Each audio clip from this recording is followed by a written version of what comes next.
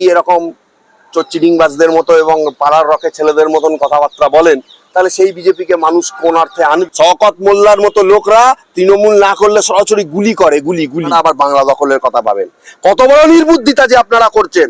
বাংলা দখল আপনাদের স্বপ্নই থেকে যাবে। পরবর্তী 10 বছর তৃণমূল চোর চিটিংবাজি আরো 10টা অভয়াকাণ্ড। যে ভারতবর্ষের মতো একটা দেশে যেখানে সিবিআইও সেটিং হয়, সিবিআই এর সব থেকে বড় 4 জন অফিসার 9 মাস ধরে এখানে এসে সঞ্জয় রায় ছাড়া আর কারোর নামে কোনো কিছু বার করতে পারলো না। আমরা দেখলাম যে অভয়ের বাবা মা নবান্নর ডাক দিয়েছিল, সেই জায়গায় বিভিন্ন রাজনৈতিক দলের লোকেরা গিয়েছিল, বিশেষ করে বিজেপির লোকেরা বেশি গিয়েছিল। সেই জায়গায় পুলিশের মার খেয়ে অভয়ের বাবা মাকেও মারধর করেছে এবং সাধারণ মানুষকে মারধর। সেই জায়গায় শুভেন্দু অধিকারী পুলিশ প্রশাসনকে একটা গালাগালি করেছে।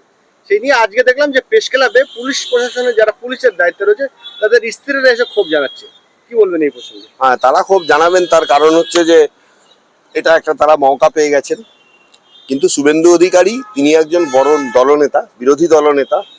তিনি মনে করেন যে বিজেপি যদি ক্ষমতায় আসে পশ্চিমবঙ্গে এই তৃণমূল সরকারকে হারিয়ে, তার মুখের ভাষার চয়নটা সঠিক হওয়া উচিত। বিজেপি যদি এই ধরনের নেতাকে নিয়ে ভাবে যে পশ্চিমবঙ্গ দখল করবে, তাহলে সেটা বিজেপির নির্বুদ্ধিতা ছাড়া আর কিছুই নয়, এটা আমি বলবো। এবং শুভেন্দু অধিকারী তার মুখের ভাষা সংযত হওয়া উচিত।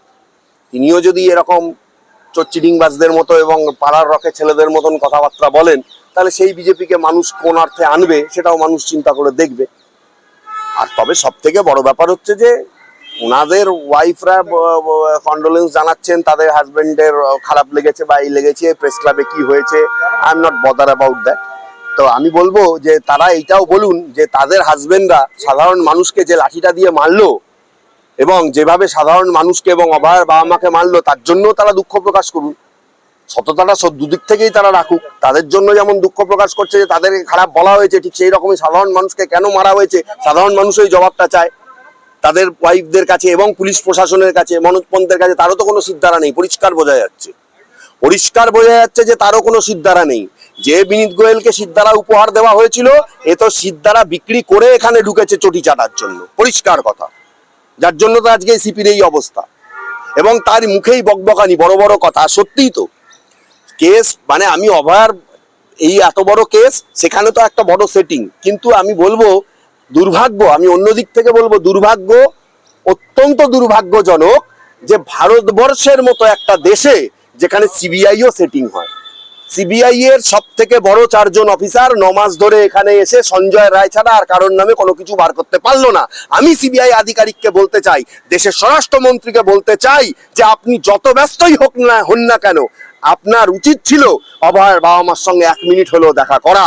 কারণ এই মানুষের হাত দিয়ে দেওয়া ভোটেই আপনি এবং আপনার প্রধানমন্ত্রী নির্বাচিত হয়েছেন। সেই মানুষকে আপনারা ডিপ্রাইভ করছেন, আপনারা আবার বাংলা দখলের কথা ভাবেন। কত বড় নির্বুদ্ধিতা যে আপনারা করছেন। বাংলা দখল আপনাদের স্বপ্নই থেকে যাবে। পরবর্তী 10 বছর তৃণমূল চোর চিটিংবাজি আরো 10টা অভয়াকাণ্ড ঘটিয়ে দিলেও আমি আপনাদের সামনে দাঁড়িয়ে এখানে বলছি, পরবর্তী 10 বছর এখানে তৃণমূলই থাকবে এবং বিজেপির স্বপ্নই থেকে যাবে। ওই যে বড় বড় কথা রাজীব কুমারকে বলেছে আর পুলিশকে বলেছে না, এর যোগ্য জবাব শুভেন্দু অধিকারী পাবে। আর বিজেপিকে যদি নিজেকে সঠিকভাবে প্রমাণ করতে হয়, এই শুভেন্দু অধিকারীদের মতন যে সমস্ত নেতারা রয়েছে তাদের মুখে লাগাম পড়াতে হবে। আদারওয়াইজ বিজেপি এখানে কোনো রকম সম্ভাবনা নেই। 77 থেকে 27 হতে 26 সালে সময় লাগবে না, এইটুকু আমি আপনাদের বলে দিলাম। অতিরিক্ত বেশি কথা আমি বলবো না, শুধু এইটুকুই বলবো যে রাজনীতি অত্যন্ত নোংরা, ঘৃণ্য এবং আরো খারাপ জায়গায় চলে গেছে। আমরা ভুলে যাচ্ছি ভারতবর্ষে সুভাষচন্দ্র বসুও রাজনীতি করে গেছেন, নেতাজি রাজনীতি তিনি করেছেন এবং হচ্ছে যে ভারতবর্ষের রাজনীতির সঙ্গে মহাত্মা গান্ধী, যিনি ভারতের স্বাধীনতা আন্দোলনের সঙ্গে যুক্ত ছিলেন। আমরা সেই দেশ, যে দেশ আত্মবলিদান দিয়ে তাদের স্বাধীনতা এনেছে। আমরা সেই দেশ, যে দেশ মাথা উঁচু করে সারা বিশ্বকে বাঁচতে শিখিয়েছে। আজকে রাজনীতির নামে মানুষে মানুষে বিভেদ, নোংরামি, জাতিগত দাঙ্গা এবং খাই চিটিংবাজি চলছে, মারধর চলছে সাধারণ মানুষের কাছে। রাজনীতি না করলে, তৃণমূল না করলে সরাসরি গ্রামে অত্যাচারিত হতে হচ্ছে। শওকত মোল্লার মতো লোকরা তৃণমূল না করলে সরাসরি গুলি করে, গুলি। পরিষ্কার আমি বলছি, আপনি গিয়ে খোঁজ নিয়ে দেখুন। আমাকে সেখানকার লোক বলেছে, আপনি তো সেখানকার লোক, আপনি ভালো জানবেন। শওকত মোল্লার মতো লোকদের জানতে পারে যদি আশেপাশে শওকত মোল্লা যে এখানে কেউ তৃণমূলের সাপোর্টার নয়, তার বাড়িতে গিয়ে তার জমি দখল করে নেয় এবং তার বাড়ির লোককে তার নিজের কিভাবে রিভলভার পায়, তার শওকত মোল্লা বা শওকত মোল্লার বাড়ির লোক।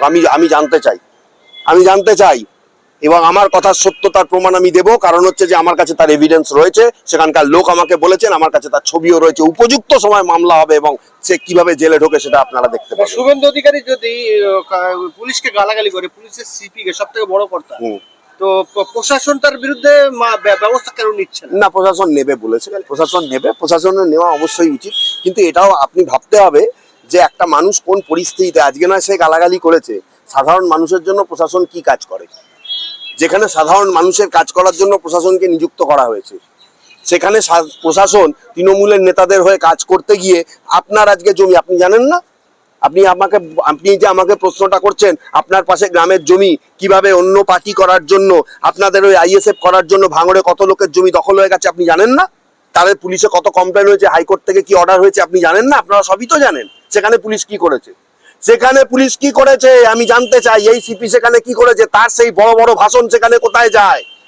কেন সেখানে সে চটি চাটার মতন কাজ করে? কেন ঢোলাহাট থানায় কি হয়েছে, কি হয় আপনি জানেন না?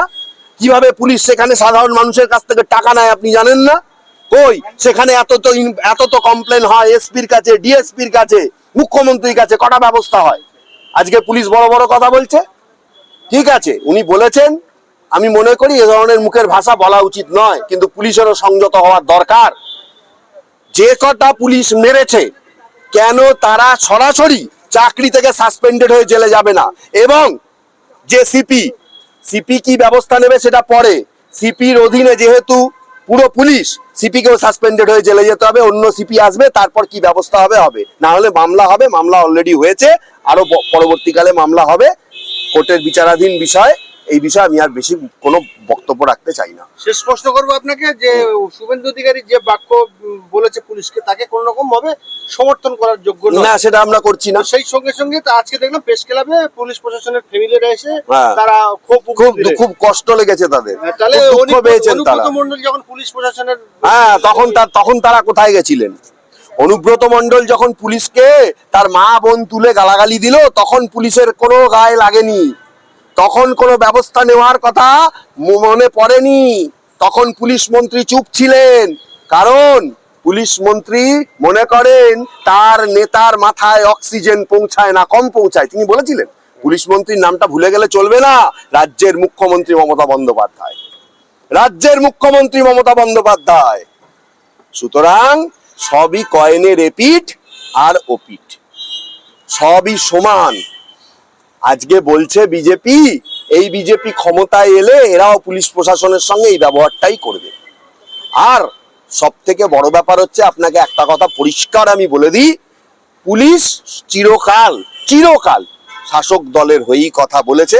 কারণ পুলিশ মনে করে শাসক দল থাকলে তারা অনেক অ্যাডভান্টেজ পাবে, তাদের মাইনে করি থেকে শুরু করে সমস্ত কিছু, ঘুষ খাওয়া সবকিছু শাসক দলের নেতাদের ছত্রছায়া হয়। আপনাকে আমি আরেকটা কথা বলে দিচ্ছি, পুলিশের কাছে স্পেসিফিক কমপ্লেন করা হয়েছে। কার নামে জানেন? আমি আজকে বলে দিচ্ছি, মল্লিকপুরের প্রধানের নামে স্পেসিফিক কমপ্লেন করা হয়েছে। এবং সেই প্রধান চিটিংবাজ, সে বলেছে মল্লিকপুরে 250 খানা ইললিগাল কনস্ট্রাকশন রয়েছে, পুলিশকে ব্যবস্থা নিতে। কিন্তু পুলিশ এবং ওর সেটিং এর জন্য কোটি কোটি টাকা ওইখানে বসে কামাচ্ছে। তার বিরুদ্ধে যখনই কিছু বলা হচ্ছে, সে থ্রেট দিচ্ছে, লয়ারকে বলছে এখান থেকে বার করে দেবো। ওর বুকের পাটা থাকলেও বার করে দেখাক। কোন পুলিশ ওকে সাপোর্ট করে আমিও দেখবো। ওর নামে ক্যালকাটা হাইকোর্টে 500 মামলা হবে। আমি আপনাকে এখান থেকে বলে যাচ্ছি, কোন police, Baruipur SP, DSP, Trinamool Congress, কে ওকে বাঁচায় সেটাও আমরা দেখবো। ধন্যবাদ। চলো একটু করে দাঁড়া, ফেস দিয়ে দিই, এটা দিতে হবে।